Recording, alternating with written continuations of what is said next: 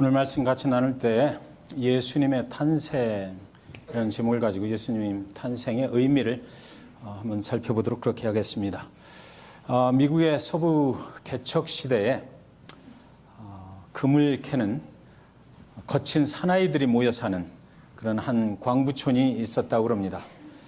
그 광부촌에 매일 저녁마다 술 파티가 벌어지고 살인이 일어나고 거친 사나이들이 모여 사는 곳이기 때문에 매일같이 사건의 연속인 그런 아주 죄악이 관영한 그런 마을이 됐습니다. 그런데 그곳에 어느 날 한 여인이, 다른 곳에 살던 한 여인이 갓난 아기 하나를 데리고 그곳으로 나타난 것입니다. 볼 것 없이 그날 저녁에 그 여인은 그 거친 사나이들에 의해서 죽임을 당하고 말았습니다. 그런데 이제 그 여인이 데리고 온 갓난 아기만 남게 됐던 거예요. 그래서 광부들이 모여서 이 어린 아기를 어떻게 할 것인가 이제 서로 깊이 상의를 해야만 됐던 것입니다. 이 갓난 아기를 그 어른처럼 자기들 마음대로 할 수도 없고, 이 얼굴을 보니까 갓난 아기의 모습이 얼마나 이쁘고 얼마나 아름다운지 감히 손을 댈 수도 없는 그런 모습의 생명체. 그래서 이들이 결정을 하기를, 우리가 이제 이 아기를 좀 길러야 되겠다. 그래서 아기를 누일 침대가 필요하니까 깨끗한 나무를 자르고 잘 다듬어서 아기 침대를 만들자. 그래서 침대를 만들었어요. 그러고 보니까 아기를 덮어줄 이불이 없는 거예요. 자기들이 덮고 자는 그 이불은 너무나 더럽고 깨끗하지 못해서 아기 그 깨끗한 얼굴을 이렇게 덮어줄 수도 없고, 그래서 다시 100마일이나 넘는 곳으로 사람이 가서 아기가 쓰는 이불을 사왔습니다. 그리고 나서 그 아기를 보니까 보면 볼수록 너무나 아름다운 것입니다. 이 갓난 아기가 그렇잖아요. 그 얼굴에 미소를 가끔 지을 때 되면 사람이 자지러질 정도로 너무나 이쁜 겁니다. 이 거친 광부들이 아기 얼굴을 보고 싶어 하는 거예요. 한 번만 좀 가서 봤으면 좋겠다. 일하다 말고 와서 보려고 이렇게 보니까 자기 모습이 너무 더러운 것입니다. 감히 이 깨끗하고 순전한 이 얼굴에 손을 댈 수가 없는 거예요. 그래서 가서 또 깨끗이 손을 닦고 얼굴을 닦고 또 옷을 깨끗한 것으로 갈아입고, 그리고 나서 애기한테 와서 애기를 한번 만져보고 안아다 주고 이렇게 했던 거죠.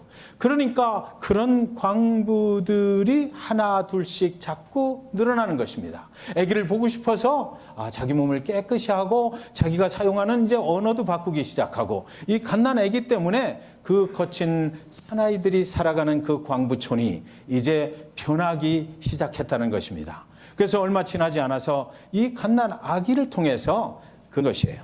그래서 1장 18절에 보면 예수 그리스도의 나심은 이러하니라.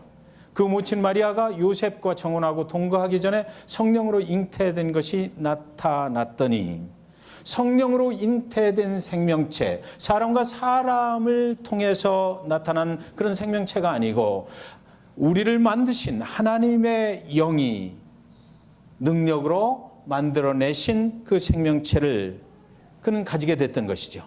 세상에서는 도대체 이해할 수 없는 이상한 일이 그의 몸에 일어났던 것입니다. 여러분, 그런데 질문이 생기잖아요.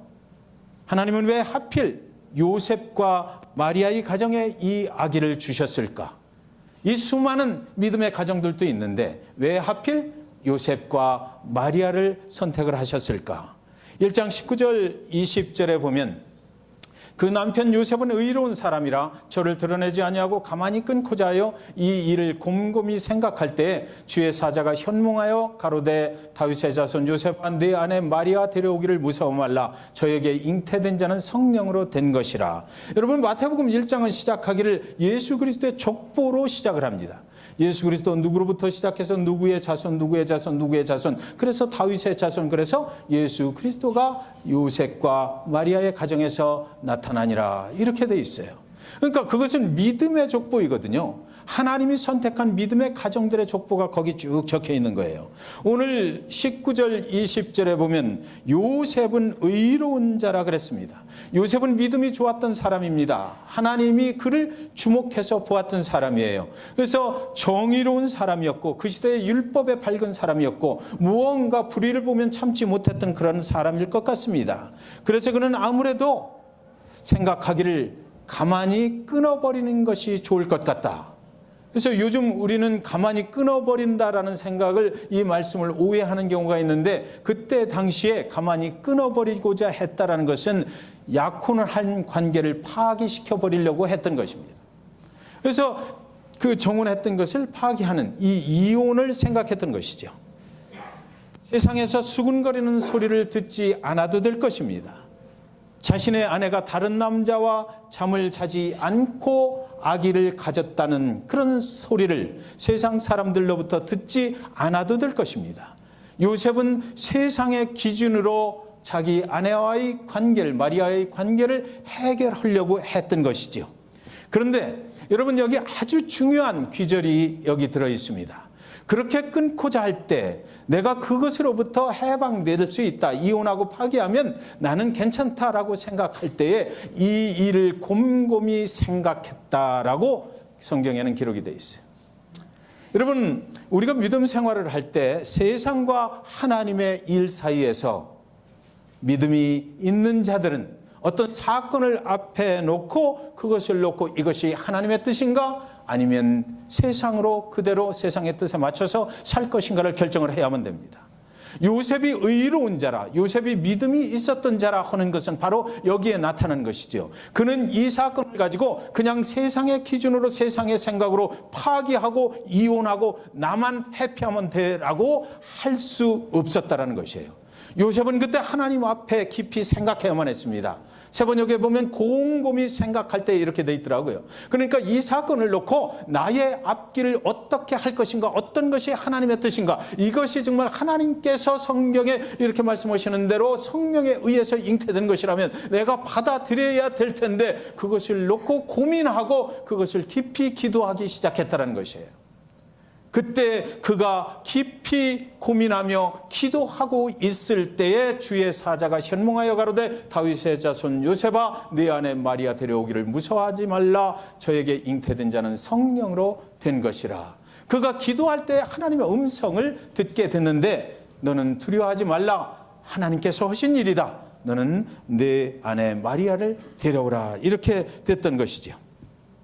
요셉은 세상과 하나님 사이에서 곰곰이 이 문제를 놓고 기도했던 것이에요.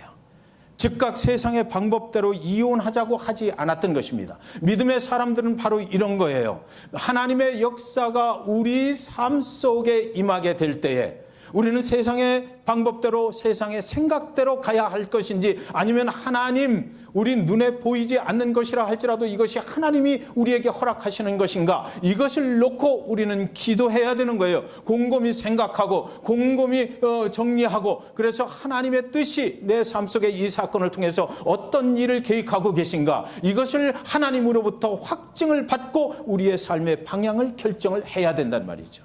요셉은 그래서 경건한 자였다라는 것입니다. 하나님의 뜻대로 그는 순종하게 됐던 것이에요. 여러분, 믿음은 두 가지의 내용을 포함을 하는 것입니다. 믿음은 말 그대로, 그냥 단어 그대로 얘기를 하면 믿는 것이죠. 무엇인가를 믿는 것이 믿음이에요. 하나님의 뜻을 믿는 자들은 믿는 것입니다. 하나님의 계획하심도 믿는 것입니다. 하나님의 존재하심도 믿는 거예요. 예수 그리스도의 존재하심도 믿는 거예요. 예수 그리스도가 하나님의 아들이심도 믿는 것입니다. 하나님이 하나님의 뜻을 이루시기 위해서 나를 사용하실 수 있다는 것도 믿는 것입니다. 여러분, 그러나 하나님의 뜻이 내가 믿는 대로 내 삶 속에 일어나게 하는 것과 단순하게 믿는 것은 차이가 있어요. 모든 사람들이, 모든 그리스도인들이 믿음을 가지고 있어요. 내가 믿어요. 그러나 여러분, 오늘 요셉은 믿음에서 끝나지 않고 하나님께서 곰곰이 생각하고 기도할 때에 하나님이 말씀하신 대로 그 마리아를 데려오라, 성령으로 잉태한 예수 그리스도가 그 안에 있느니라, 이 확증을 받았을 때에 세상 사람들로부터 온갖 수모를 당할지 모르지만 그러나 하나님의 뜻 가운데 순종하는 결정을 했다라는 거죠. 믿음만 있는 자가 있고 믿음으로 순종하는 자가 있다 이겁니다. 믿음으로 순종하는 자에게 하나님의 역사는 일어난다라는 것 여러분 믿으시기 바랍니다. 성경을 번역하는 선교사가 오지에서 성경을 그 족속의 말로 번역을 하는데 이 도대체 순종이라는 말을 어떻게 번역을 해야 되나 고민을 하고 있었어요. 그때 이웃에 살고 있는 그 부족 중에 한 사람을 보니까 아버지가 어느 날 그 아들에게 심부름을 시키는 거예요. 심부름을 시키면서 너 이거 내가 말한 대로 꼭 가서 전달을 해주고 와야 돼. 이렇게 얘기를 하는 것입니다. 그러니까 아들이 알았습니다. 그러는데 그 아들 뒷공무니에다 대고 아버지가 또 얘기를 하고 거듭 얘기를 하는데 그 말을 가만히 들어보니까 뭐라고 그러냐면 너 가다가 마음을 나누지 말라 이렇게 얘기를 하더래요. 너 가다가 마음을 바꾸지 말라는 것입니다. 마음을 나누지 말라. 내 생각대로 지금 아버지한테 들은 말을 가지고 가다가 내 생각대로 내 마음을 나누어서 생각하지 말라라는 거예요. 그래서 이 선교사가 성경 번역을 그들 족속에게 맞는 말로 순종을 갖다가 마음을 나누지 않는 것이다 이렇게 번역을 했다라고 그래요. 저와 여러분이 믿음 생활을 하실 때에 마음을 나누지 않았으면 좋겠어요. 오직 하나님, 오직 나를 살리시고 나를 구원하신 예수 그리스도 그분을 향해서 우리가 갈 때 우리 마음대로 생각하지 않는 것 이것이 순종이라는 것이지요. 요셉은 하나님의 뜻을 받아들였습니다. 1장 24절에서 25절 보시면 요셉이 잠을 깨어 일어나서 주의 사자의 분부대로 행하여 그 아내를 데려왔으나 아들을 낳기까지 동침치 아니하더니 나음에 이름을 예수라 하니라. 요셉은 믿음만 가지고 산 사람이 아니고 믿음대로 순종을 했던 것이에요. 요셉과 마리아는 믿음으로 순종함으로 해서 그 가정을 통해서 하나님의 계획하신 위대한 일을 이룰 수가 있었다는 것입니다. 그렇다면 여러분 그 위대한 일이 과연 무엇입니까?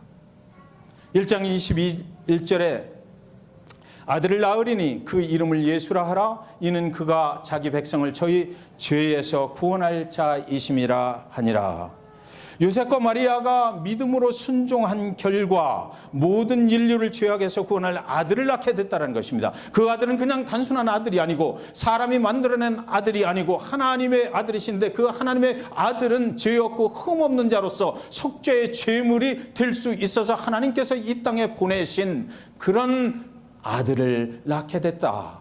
온 인류를 구원할 구원자를 그 가정에서 낳게 됐다. 어떻게 해가지고 믿음으로 순종해서 그 일을 이룰 수가 있었다라는 것입니다.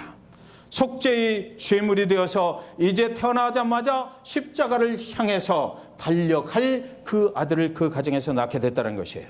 이사야서 53장 4절 5절에 그는 실로 우리의 질고를 지고 우리의 슬픔을 당하였거늘 우리는 생각하기를 그는 징벌을 받아 하나님께 맞으며 고난을 당한다 하였노라. 그가 찔림은 우리의 허물 때문이요 그가 상함은 우리의 죄악 때문이라. 그가 징계를 받음으로 우리는 평화를 누리고 그가 채찍에 맞음으로 우리는 나음을 받았도다. 예수님은 그 가정에 태어난 그 예수는 모든 질병과 허물과 죄악으로부터 우리를 자유케 하시려 오신 것입니다. 예수를 믿으면 그래서 평화를 누리게 될 것입니다. 저와 여러분의 모든 질고와 허물과 죄악을 사하시려 오신 예수는 그런데 여러분 베들레헴 마곡간 말구유의 세상에서 가장 비천한 곳에 태어나셨어요. 요셉과 마리아는 그날 밤 차가운 공기 속에서 세상에서 외면당하고 십자가에 죽을 그 운명의 아들을 낳았던 것입니다. 그러나 예수님은 광부촌의 그 갓난 아기처럼 죄악된 세상을 밝히는 그런 아기 예수로 이 땅에 오셨던 것이에요. 여러분 그날 밤 하늘에는 이상한 별이 떴다라고 그래요. 양을 치던 목자들이 그것을 알아봤습니다. 동방의 박사들이 별을 따라 베들레헴에 찾아오는 거예요. 그렇게 예수는 조용한 베들레헴 비천한 마국간에서 태어나셨어요. 그리고 태어나자마자 이제 그의 길은 골고다 십자가를 향해서 나아가는 그런 인생을 살게 되는 것입니다. 온갖 모욕과 배신과 수치와 조롱과 수모를 다 당하셨어요. 이렇게 되기 위해서 예수는 이 땅에 오신 것입니다. 제자들의 발을 씻기시고 섬김의 본을 보여주시고 그리고 겟세마네 동산으로 이제 기도하면서 그 십자가의 무게를 걸머지기 위해서 견디기 위해서 이렇게 나가시는 것입니다. 죽음을 향해서 모든 인류를 구원할 희생의 제물이 되기 위해서 나아가실 때 제자들을 바라보시면서 한마디 아주 중요한 말씀을 하셨던 것이에요. 요한복음 13장 34절. 새 계명을 너희에게 주노니 서로 사랑하라. 내가 너희를 사랑한 것 같이 너희도 서로 사랑하라. 예수는 이 땅에 저와 여러분에게 사랑을 가르쳐 주려고 오신 것이에요. 진정한 사랑이 무엇인가를 보여주려고 그분이 먼저 보여주기 위해서 이 땅에 오셨던 것입니다. 여러분, 사랑은 화려한 곳에 있지 않습니다. 사랑은 베들레헴 마국간에 있고 사랑은 골고다 십자가에 있는 것이에요. 사랑은 오래 참는 것입니다. 사랑은 온유한 것입니다. 사랑은 시기하지 아니하는 것입니다. 사랑은 자랑하지 아니하는 것입니다. 사랑은 교만하지 아니하는 것입니다. 사랑은 무례히 행치 아니하는 것입니다. 사랑은 자기의 유익을 구하지 아니하는 것입니다. 사랑은 성내지 아니하는 것입니다. 사랑은 악한 것을 생각지 아니하는 것입니다. 사랑은 불의를 기뻐하지 아니하는 것입니다. 사랑은 진리와 함께 기뻐하는 것입니다. 사랑은 모든 것을 참는 것입니다. 사랑은 모든 것을 믿으며 모든 것을 바라며 모든 것을 견디는 것, 그것을 우리는 사랑이라고 하는 것입니다. 사랑하는 여러분, 거친 광부들의 그 마을에 태어난 그 갓난 아기가 그 마을에 사랑을 알게 해주었던 것이에요. 사랑은 이런 것이다. 우리 안에 예수 그리스도의 사랑이 들어오면, 아기 예수의 사랑이 들어오면 우리는 골고다의 십자가의 그 사랑의 희생의 예수 그리스도를 생각할 수가 있는 것이죠. 베들레헴 마국간에 오신 예수, 그분은 사랑을 가지고 오셨어요. 이 땅의 죄악 가운데 멸망의 길로 갈 수밖에 없는 저와 여러분을 위해서 그분은 진정한 사랑은 이런 것이다라고, 사랑으로 우리는 구원을 얻는 것이라고, 그분이 우리를 대신해서 죽어주셨기 때문에 우리는 오늘도 이렇게 하나님을 예배할 수 있게 되는 것, 그분의 사랑이 없이는 이것은 불가능한 것입니다. 십자가의 사랑을 기억하며 감사하는 것, 그것이 바로 성탄의 아기 예수의 탄생의 의미인 것이에요. 앞으로도 영원히 주님이 나를 사랑하신 그 사랑으로 살겠다고 다시 한번 다짐하는 것이 성탄의 의미인 것입니다. 여러분의 가정에서 서로 사랑하십시오. 여러분의 교회에서 서로 사랑하십시오. 여러분이 만나시는 모든 사람들을 예수 그리스도 그 사랑으로 사랑하십시오. 하늘에서 내려오신 아기 예수가 내려주시는 그 사랑과 평화가 2018년 성탄을 맞이하시는 여러분의 심령 가운데, 그리고 여러분의 가정과 여러분의 그 삶의 터전과 교회 가운데 충만히 임하시기를 이 시간 주님의 이름으로 간절히 축원드립니다. 잠깐 기도하시죠.